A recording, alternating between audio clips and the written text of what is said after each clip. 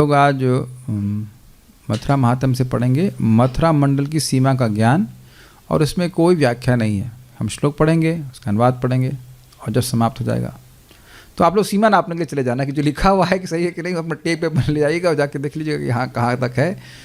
Just in case कोई व्यक्ति assure है कि भाई यही है ना वृंदावन, तो इसलिए बस जानकारी रख रहे हैं, ठीक है। कहीं कोई गलत प्रॉपर्टी ना बेच दे व्यक्ति को। जैसे एग्जाम्पल आपको दूँ, बड़ी रुचिकर एग्जाम्पल है, IIT कानपुर, ठीक है, और कानपुर में ITI भी होता है, टूल रूम से कहते हैं ना, डिप्लोमा। तो कभी कभी लड़कों को जो बेचारे गांव से आते हो कहते यही IIT है, तो देखते हाँ ITI लिखा है, तो बेचारे उसमें फीस जमा करके सोचते थे, पढ़ते थे कि IIT में पढ़ रहे हैं, लेकिन ऐसा नहीं है। तो एक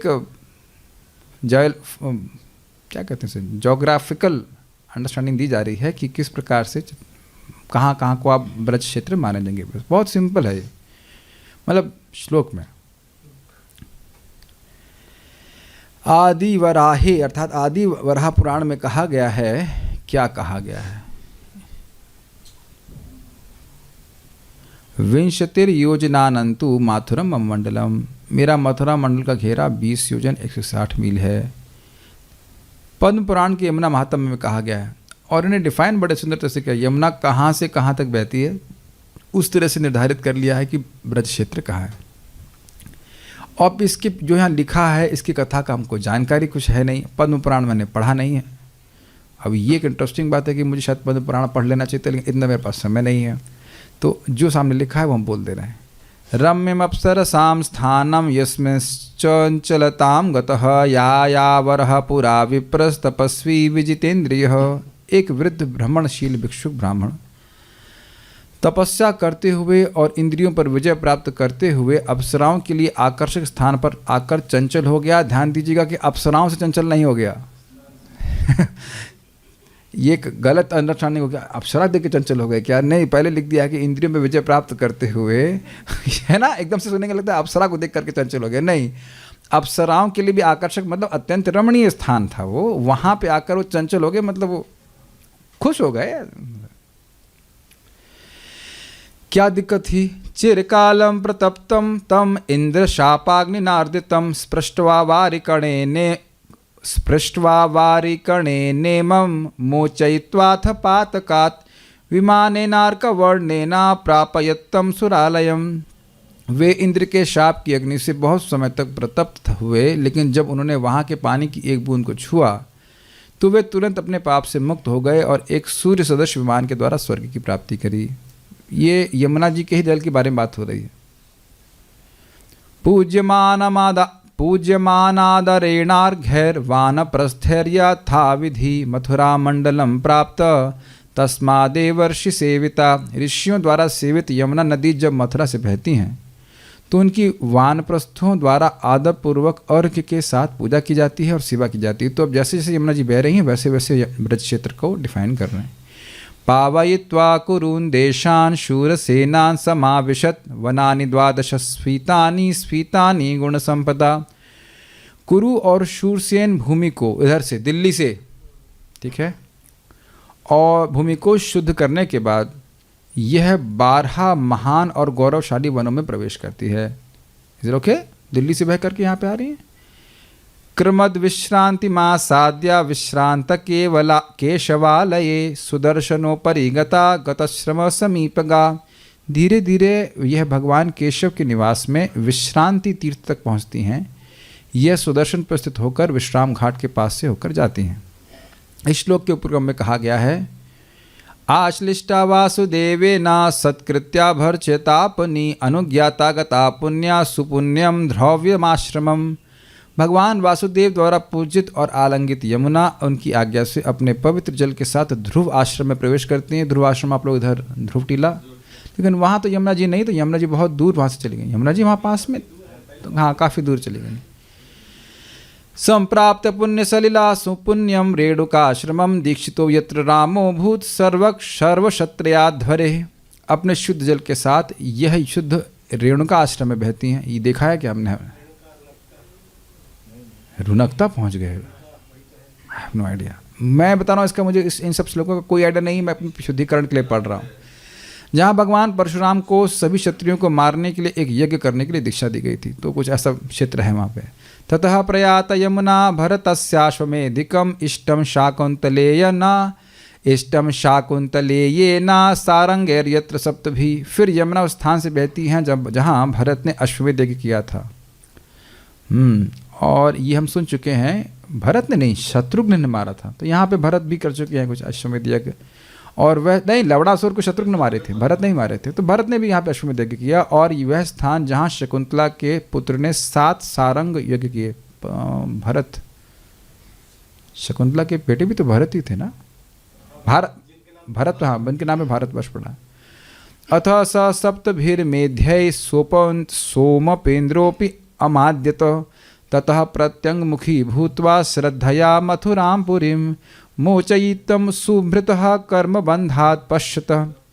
पुनः सा प्राङ्मुखी भूत्वा सम्प्राप्ता शौकरीं पुरीं यस्यां धरां समुद्धर्तुम् उत्पन्नश्चादिशूकरः ततस्तां नगरीं शौरी भूत्वा प्रत्यङ्मुखी पुनः परिक्रम्या विनिष्क्रांता जिह्वा गत्यर्पन्नगी। आप लोगों को बोलने के लिए मना नहीं किया गया।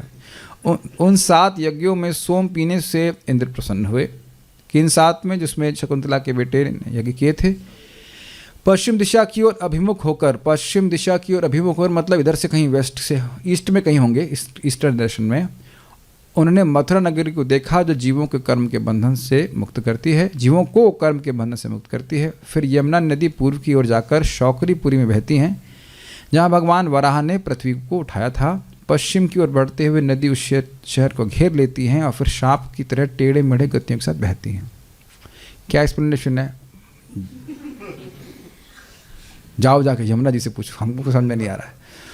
भाई आपने कहा, मैंने इसीलिए पूछा था कि और पढ़ाऊं कि नहीं पढ़ाऊं, तो आपने कहा पढ़ाओ, लेकिन सारे ऐसे नहीं। कल ये विषय आएगा कि मथुरा में विशेष तिथियों में रहने का क्या लाभ है। So sometimes you just read and read, ऐसा नहीं कि हमको समझ में ही आ रहा है। अतः सा शूरसेन, क्यों नहीं बोल रहे हैं? अतः सा शूरसेनेभ्य पांचालानां विमुक्तिदा इष्टकाश्रम वरिष्ठायतनम महत्। फिर यह मुक्ति प्रदान करने वाली नदी शूरसेन की भूमि को छोड़ देती है और पांचाल देश में आती है, और फिर यह श्रेष्ठ इष्टकाश्रम में बहती है। कम से कम सोएंगे तो नहीं। फिर से बोलिए, एतेना यायावरम अधिकृत्य शौकरी वटेश्वर पर्यंतम मथुरा मंडलम गेयम एवमेव सर्वासु दिक्ष्वपि यथा गेयम 20 योजनात्मके बहुतीर्थवत्या विशेषः। यायावर आश्रम से, वो जो ऋषि जिनके नाम लिया गया था, प्रारंभ करके यमुना शौकरीपुरी से बटेश्वर तक जाती है। यह क्षेत्र मथुरा मंडल कहलाता है। यह परिधि में 20 योजन यानी 160 मील का एक चक्र बनाता है, घेरा बनाता है। उस घेरे के भीतर कई पवित्र स्थान है। मथुरा खंड में क्या कहा गया है? अब आएगा दिक्कत। मथुरा मंडलम तद्धि योजना नाम तो 12 यत्र तीर्थ सहस्राणि कृष्ण राम कृतानि च। मथुरा का घेरा 12 योजन 96 मील परिधि में है। इसके भीतर हजारों पवित्र स्थान हैं जहां भगवान कृष्ण और भगवान बलराम ने लीलाओं का आनंद लिया। तो अब कोई कहेगा प्रभु जी से कैसे समन्वय करें? समन्वय ये करें कि हमको 1 योजन नहीं चाहिए रहने के लिए। वो भगवान का धाम है, वो मैनेज करते रहें कि भाई वो 12 योजन का है कि 20 योजन का, हमें कोई दिक्कत नहीं। हमें 3 बाय 6 का स्पेस या 8 बाय 10 थोड़ा सा मेज रखने के लिए भी चाहिए तो 8 बाय 10 का स्पेस मिल गया है, उसी में खुश रहिए। क्योंकि देखिए अब आप चैतन्य चरितामृत अध्याय 20 मध्य लीला है ना, कृष्ण के ऐश्वर्य और माधुर्य का ज्ञान उसमें लिखा है कि एक कोने में सारे वैकुंठ हैं। तो योजन का क्या हिसाब है, हमें तो इस योजना को कभी नहीं समझ पाने कि क्या हिसाब किताब बोल रहे हैं। 20 योजन लेकिन सारे वैकुंठ एक कोने में कहीं साइड में। ढूंढे घर किनारे कहीं मिल सकते हैं सस्ता के किनारे कहीं रखे सारे, सब पढ़ा चुके हैं, तब देखे होंगे आप उसको, तो कोई दिक्कत नहीं है। ठीक है, अब उनकी विशेषताओं का वर्णन इस प्रकार हुआ है। कैसे हुआ है? गव्युतिर 12मयी 12शारण्य संयुता तत्रापि मथुरा देवी सर्वसिद्धि विधायिनी। इसके 24 क्रोशों में 12 वन हैं और इन सब 12 वनों में मथुरा समस्त सिद्धि प्रदान करती है। इन सभी 12 वनों में कोई व्यक्ति रहता है तो मथुरा देवी उसको सिद्धि प्रदान करते हैं। ये अर्थ है मथुरा अलग नहीं है, ये 12 वन से युक्त मथुरा है और उसमें कहीं पे भी रह के कोई भजन करता है तो उसको सिद्धि प्रदान करती है। कुछ कठिन हो रहा है समझ, सिंपल। मथुरा की आकृति कमल के जैसी है। हाँ, आदि वराह पुराण में कहा गया है, इदम पद्म महाभागे सर्वासां मुक्तिदायकम कर्णिकाया स्थितो देवी केशवः क्लेशनाशनः। हे सौभाग्यशाली, हे देवी, मथुरा एक कमल है जो सबको मुक्ति प्रदान करता है। मथुरा के मध्य में केशव हैं जो हर कष्ट को नष्ट करते हैं। केशव जी, हाँ भाई तो बोलो केशव जी ना, ये मथुरा में है। यस। कर्णिकायामृता ये तु ते नरा मुक्ति भागिनः पत्र मध्य मृता ये च तेषां मुक्तिर्वसुंधरे। ये अच्छा है, देखिए सिंपल है। हे वसुंधरा, जो लोग इसके केंद्र में अथवा पंखुड़ी में मरते हैं वो मुक्त हो जाते हैं। तो कुछ काम का मिल ही गया मटेरियल। पश्चिमेनम हरिम देवम गोवर्धन निवासिनम दृष्ट्वा तम देवदेवेशम किम मनः परितप्यते। पश्चिम में गोवर्धन निवासी देव देवेश हरिदेव को देखकर किसका मन परितप्त रहेगा, अर्थात कौन व्यक्ति दुखी रहेगा। ये देखें आप इनको। मैं समझता हूँ गोवर्धन में मानसी गंगेश वो ऊंचा सा मंदिर है और वहाँ पे आप हरिदेव को देख सकते हैं। आप लोगों ने देखा, आप लोगों ने तो देखा होगा हरिदेव को। नहीं, आपको पूछ रहा, आप लोगों ने नहीं देखा कभी? क्या अगले संडे चला जाए गोवर्धन? ओके, कल 3 क्लास देंगे, कल क्लास है। ठीक है, चलो अगले संडे का रख लेते हैं, लेकिन परिक्रमा नहीं कर पाएंगे। हाँ, आप चले जाएंगे? अच्छा, तब विश्वास है। अभी परिक्रमा करने का सामर्थ्य भी नहीं है, थोड़ा सा आज ठीक नहीं, कल तो संभव नहीं है। बहुत दिन हो गया गोवर्धन को देखे देखे, मेरा साइज छोटा हो रहा है, गोवर्धन को देखे नहीं मिला। दर्शन तो करके आना चाहिए। Maybe we should cook something and take for Govardhan. Something that would be a good idea. Maybe if not परिक्रमा, but मेरा अच्छा ये है कि परिक्रमा नहीं, हम लोग एक गोविंद कुंड या जिस स्थान पे जाकर के बैठ करके कीर्तन, जहाँ आप लोग अपना डिसाइड करो एक स्थान जाके हम आराम से बैठ सके, है ना, तो वहाँ बैठ के फिर कीर्तन करें।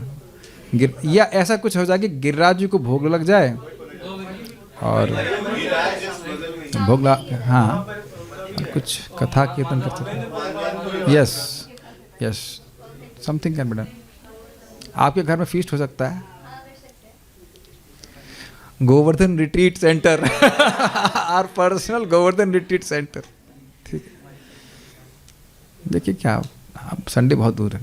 उत्तरेणा तो गोविंदा, भगवान कृष्ण झूठ बोलते हैं, हम भी झूठ बोल सकते हैं, कोई दिक्कत झूठ नहीं, मन तो है। मैं पर परिक्रमा करने की तो मेरा तो अभी नहीं लग रहा, लेकिन हाँ, इतने बुढ़े नहीं हुए, बट कुछ मन कर रहा है कि वहाँ पे, बहुत पहले मैं गया था हम लोग, तो वहाँ पे खूब कीर्तन किए थे। बहुत कीर्तन करने का बड़ा मन करता है। बरसाना भी गए थे, तुमको ना घूमने से ज़्यादा लगता है कि जगह बैठ करके घूम के खूब जम के घंटे घर कीर्तन किया जाए, फिर कुछ भगवान के बारे में चर्चा किया जाए, फिर कीर्तन किया जाए। That is more relatable. मौसम तो अच्छा है, that can we can do it. Not कल नहीं जा पाएंगे, कल तो क्लास देना है। ठीक है। उत्तरेणा तो गोविंदम दृष्ट्वा देवं परम शुभम नासौ पतति संसारे यावदाहूत संप्लवन। काम की चीज़ें सुनो ध्यान से। जो व्यक्ति परम शुभ भगवान गोविंद को इस कमल की उत्तर दिशा में देखता है वह कभी जन्म मृत्यु के सागर में नहीं गिरेगा। तो अर्थात यहाँ के विग्रहों का दर्शन करने से व्यक्ति मुक्त हो जाता है, सहसा मुक्त हो जाता है।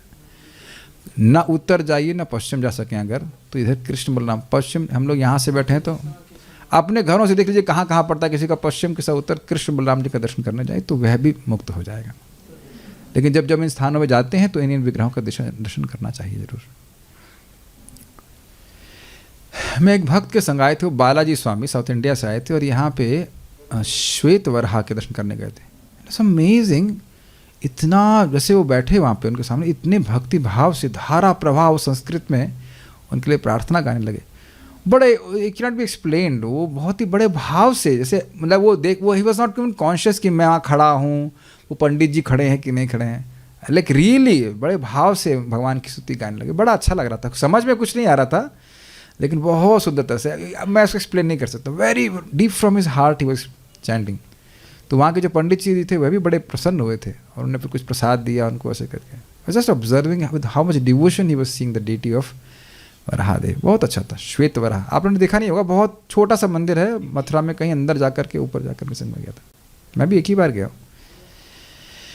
एनीवेज, विश्रांति संज्ञकम देवम पूर्वपत्रे व्यवस्थितम यम दृष्ट्वा तु नरो याति मुक्तिम नास्ति अत्र संशयः।